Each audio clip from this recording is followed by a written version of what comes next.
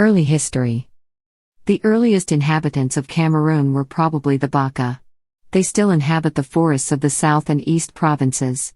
Bantu speakers originating in the Cameroonian highlands were among the first groups to move out before other invaders.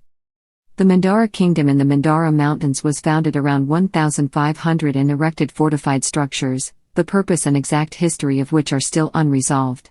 The Aro Confederacy of Nigeria had a presence in Western Cameroon due to trade and migration in the 18th and 19th centuries. During the late 1770s and the early 19th century, the Fulani, an Islamic pastoral people of the Western Sahel, conquered most of what is now northern Cameroon, subjugating or displacing its largely non-Muslim inhabitants. Although the Portuguese arrived on Cameroon's doorstep in the 16th century, malaria prevented significant European settlement and conquest of the interior until the late 1870s, when large supplies of the malaria suppressant quinine became available. The early European presence in Cameroon was primarily devoted to coastal trade and the acquisition of slaves. The northern part of the country was an important part of the Muslim slave trade network. The trade was largely suppressed by the mid-19th century. Christian missionaries established a presence in the late 19th century and continue to play a role in Cameroonian life. Colonization. Beginning on July 5, 1884, all of present-day Cameroon and parts of several of its neighbors became a German colony, Cameroon, with a capital first at Biya and later at Yaoundé. Germany was particularly interested in Cameroon's agricultural potential and entrusted large firms with the task of exploiting and exporting it. German Chancellor Otto von Bismarck defined the order of priorities as follows: first the merchant, then the soldier. It was under the influence of a businessman Adolf Warman, whose company set up a trading house in Douala, that Bismarck, initially skeptical about the interest of the colonial project, was convinced. Large German trading companies and concession companies established themselves massively in the colony. Letting the big companies impose their order, the administration simply supported them, protected them and tried to eliminate indigenous rebellions. The Imperial German government made substantial investments in the infrastructure of Cameroon, including the extensive railways, such as the 160-meter single-span railway bridge on the southern branch of Sanaga River. However, the indigenous peoples proved reluctant to work on these projects, so the Germans instigated a harsh and unpopular system of forced labor. In fact, Jesko von Puttkamer was relieved of duty as governor of the colony due to his untoward actions toward the native Cameroonians.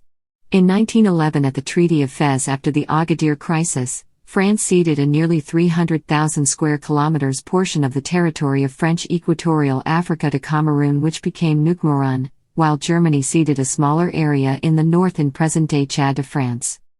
In World War I, the British invaded Cameroon from Nigeria in 1914 in the Cameroon Campaign, with the last German fort in the country surrendering in February 1916. After the war, this colony was partitioned between the United Kingdom and France under June 28, 1919 League of Nations mandates. France gained the larger geographical share, transferred Cameroon back to neighboring French colonies, and ruled the rest from Yaoundé as Cameroon.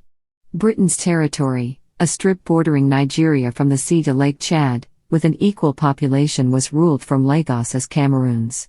German administrators were allowed to once again run the plantations of the southwestern coastal area.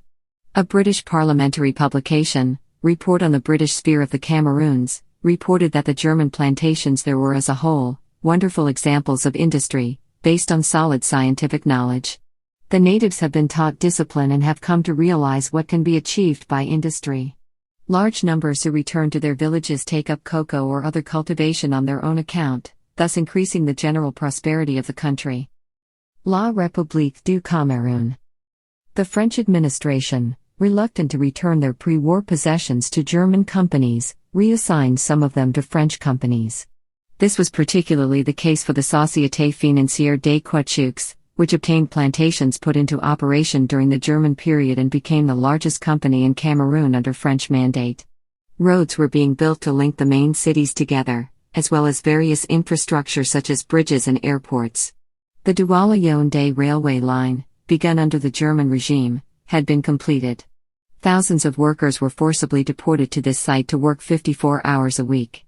Workers also suffered from lack of food and the massive presence of mosquitoes. In 1925, The mortality rate on the site was 61.7%. However, the other sites were not as deadly, although working conditions were generally very harsh. French Cameroon joined the Free France in August 1940. The system established by Free France was similar to a military dictatorship. Philippe Leclerc de Oclerc established a state of siege throughout the country and abolished almost all public freedom. The objective was to neutralize any potential feelings of independence or sympathy for the former German colonizer. Indigenous people known for their Germanophilia were executed in public places. In 1945, the country was placed under the supervision of the United Nations. Despite this, in 1946 it became an associated territory of the French Union. Towards independence of La République du Cameroun. In 1948, the Union des Populations du Cameroun, a nationalist movement, was founded and Rubenum Niobe took over as its leader. In May 1955, the arrests of independence activists were followed by riots in several cities across the country. The repression caused several dozen or hundreds of deaths. The UPC was banned and nearly 800 of its activists were arrested, many of whom would be beaten in prison. Because they were wanted by the police, UPC activists took refuge in the forests, where they formed maquis. They also took refuge in neighboring British Cameroon. The French authorities repressed these events and made arbitrary arrests. The party received the support of personalities such as Gamal Abdel Nasser and Kwame Nkrumah, and France's action was denounced at the UN by representatives of countries such as India, Syria and the Soviet Union.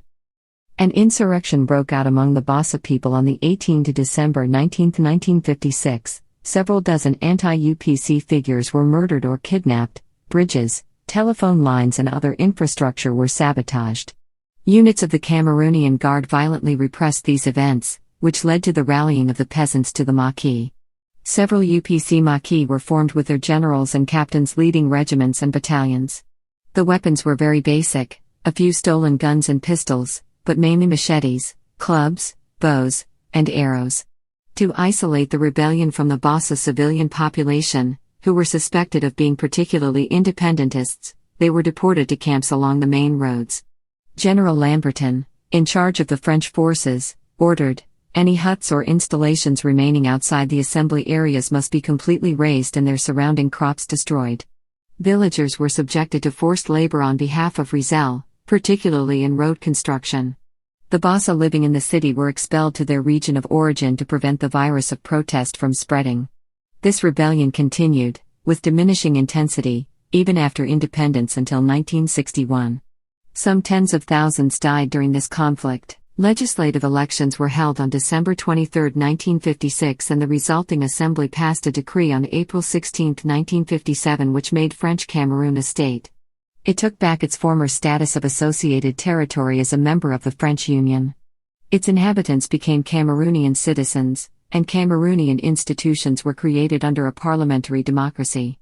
On June 12, 1958, the Legislative Assembly of French Cameroon asked the French government to accord independence to the state of Cameroon at the ends of their trusteeship. Transfer every competence related to the running of internal affairs of Cameroon to Cameroonians. On October 19, 1958, France recognized the right of her United Nations Trust territory to choose independence.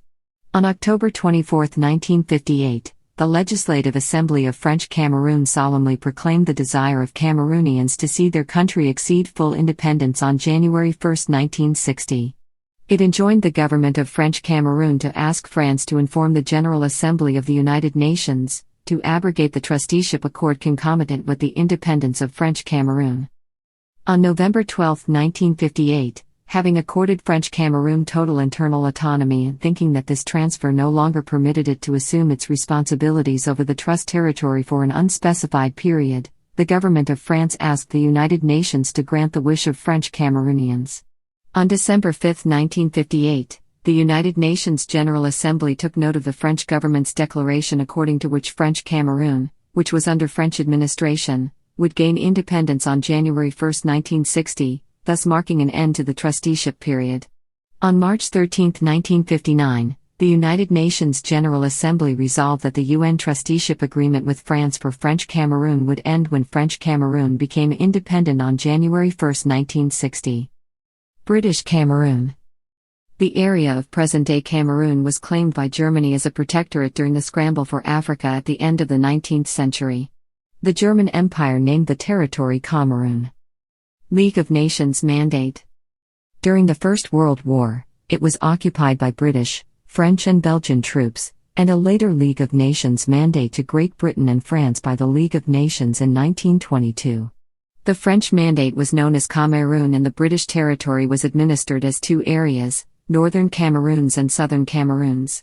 Northern Cameroons consisted of two non-contiguous sections, divided by a point where the Nigerian and Cameroon borders met. In the 1930s, most of the white population consisted of Germans, which were interned in British camps starting in June 1940. The native population of 400,000 showed little interest in volunteering for the British forces, only 3,500 men did so. Trust territory. When the League of Nations ceased to exist in 1946, most of the Mandate territories were reclassified as UN Trust territories, henceforth administered through the UN Trusteeship Council. The object of trusteeship was to prepare the lands for eventual independence. The United Nations approved the trusteeship agreements for British Cameroons to be governed by Britain on 6/12/1946. Independence. French Cameroon became independent, as Cameroon or Cameroon, in January 1960, and Nigeria was scheduled for independence later that same year, which raised question of what to do with the British territory. After some discussion, a plebiscite was agreed to and held on February 11, 1961. The Muslim-majority northern area opted for union with Nigeria, and the southern area voted to join Cameroon. Northern Cameroons became the Sardana province of northern Nigeria on May 31, 1961, while southern Cameroons became West Cameroon, a constituent state of the Federal Republic of Cameroon, later that year on October 1, 1961. Cameroon after independence. French Cameroon achieved independence on January 1, 1960 as La République du Cameroun. After Guinea, it was the second of France's colonies in sub-Saharan Africa to become independent. On February 21, 1960, the new nation held a constitutional referendum.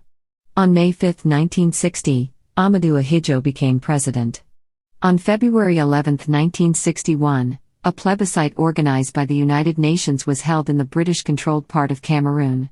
The plebiscite was to choose between free association with an independent Nigerian state or reunification with the independent Republic of Cameroon. On February 12, 1961, the results of the plebiscite were released and British Northern Cameroons attached itself to Nigeria, while the southern part voted for reunification with the Republic of Cameroon. To negotiate the terms of this union, the Fumban Conference was held on 16 July 21, 1961. John Ngou Fancha, the leader of the Cameroon National Democratic Party. The British Southern Cameroons was to be referred to as West Cameroon and the French part as East Cameroon. Biya became the capital of the now West Cameroon while Yaoundé doubled as the federal capital and East Cameroon. Ahidjo accepted the federation, thinking it was a step towards a unitary state. On August 14, 1961, the federal constitution was adopted, with Ahidjo as president. Fancha became the Prime Minister of West Cameroon and Vice President of the Federal Republic of Cameroon. On September 1, 1966, the Cameroon National Union was created by the Union of Political Parties of East and West Cameroon. Most decisions about West Cameroon were taken without consultation, which led to widespread feelings amongst the West Cameroonian public that although they voted for reunification, what they were getting is absorption or domination. During the first years of the regime, the French ambassador Jean-Pierre Bernard is sometimes considered as the true president of Cameroon. This independence is indeed largely theoretical since French advisors are responsible for assisting each minister and have the reality of power. The Gaullist government preserves its influence over the country through the signing of cooperation agreements covering all sectors of Cameroon's sovereignty. Thus, in the monetary field, Cameroon retains the CFA franc and entrusts its monetary policy to its former guardian power.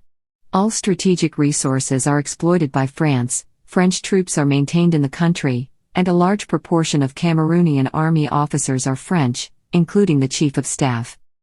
On October 1, 1961, the largely Muslim northern two-thirds of British Cameroons voted to join Nigeria. The largely Christian southern third, Southern Cameroons, voted, in a referendum, to join with the Republic of Cameroon to form the Federal Republic of Cameroon.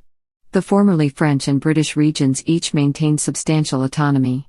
Ahidjo was chosen president of the federation in 1961. In 1962, the franc CFA became the official currency in Cameroon. The authorities are multiplying the legal provisions enabling them to free themselves from the rule of law, arbitrary extension of police custody, prohibition of meetings and rallies, submission of publications to prior censorship, restriction of freedom of movement through the establishment of passes or curfews, prohibition for trade unions to issue subscriptions, etc. Anyone accused of compromising public safety is deprived of a lawyer and cannot appeal the judgment. Sentences of life imprisonment at hard labor or death penalty, executions can be public, are thus numerous. A one-party system was introduced in 1966. Ahidjo successfully suppressed the continuing UPC rebellion, capturing the last important rebel leader in 1970. On March 28, 1970, Ahidjo renewed his mandate as the Supreme Magistracy. Solomon Tandang Muna became vice president. In 1972, a new constitution replaced the federation with a unitary state called the United Republic of Cameroon. Although Ahidjo's rule was characterized as authoritarian, he was seen as noticeably lacking in charisma in comparison to many post-colonial African leaders. He didn't follow the anti-Western policies pursued by many of these leaders, which helped Cameroon achieve a degree of comparative political stability and economic growth. Cameroon became an oil-producing country in 1977. Claiming to want to make reserves for difficult times, the authorities manage off-budget oil revenues in total opacity. Several $1 billion are thus diverted to the benefit of oil companies and regime officials. The influence of France and its 9,000 nationals in Cameroon remains considerable. African Affairs magazine noted in the early 1980s that they continue to dominate almost all key sectors of the economy, much as they did before independence. French nationals control 55% of the modern sector of the Cameroonian economy, and their control over the banking system is total. On June 30, 1975, Paul Biya was appointed vice president. Ahidjo resigned as president in 1982 and was constitutionally succeeded by his prime minister, Paul Biya, a career official. Ahidjo later regretted his choice of successors, but his supporters failed to overthrow Biya in a 1984 coup. Biya won single-candidate elections in 1983 and 1984 when the country was again named the Republic of Cameroon. Biya has remained in power, winning flawed multi-party elections in 1992, 1997, 2004 and 2011. His Cameroon People's Democratic Movement Party holds a sizable majority in the legislature. By April 6, 1984, the country witnessed its first coup d'état headed by Col. Issa Adum. At about 3 a.m., rebel forces, mostly of the Republican Guard under the orders of Colonel Ibrahim Saleh, attempted to unseat Biya's government. The rebels took charge of the Yaoundé Airport, national radio station, and announced the takeover of government. They attacked the presidency. The civilian northerner who was manager of Finader Issa Adum was expected to become the new interim president. Unfortunately, many reasons led to its failure. The principal coup plotters had been arrested by April 10, 1984, and President Biya addressed the nation that calm had been restored. On August 15, 1984, Lake Monoun exploded in a limbic eruption that released carbon dioxide, suffocating 37 people to death. On August 21, 1986, another limbic eruption at Lake Nyos killed as many as 1,800 people and 3,500 livestock. The two disasters are the only recorded instances of limbic eruptions. In May 2014, in the wake of the Chibok schoolgirl kidnapping, Presidents Paul Biya of Cameroon and Idriss Déby of Chad announced they were waging war on Boko Haram, and deployed troops to the Nigerian border. In early 2006, a final resolution to the dispute between Cameroon and Nigeria over the oil-rich Bakassi Peninsula was expected. In October 2002, the International Court of Justice had ruled in favor of Cameroon. Nonetheless, a lasting solution would require agreement by both countries' presidents, parliaments, and by the United Nations. The peninsula was the site of fighting between the two countries in 1994 and again in June 2005, which led to the death of a Cameroonian soldier. In 2006, Nigerian troops left the peninsula. In 2014, the Boko Haram insurgency spread into Cameroon from Nigeria. Cameroon announced in September 2018 that Boko Haram had been repelled, but the conflict persists in the northern border areas nonetheless. In November 2016, major protests broke out in the Anglophone regions of Cameroon.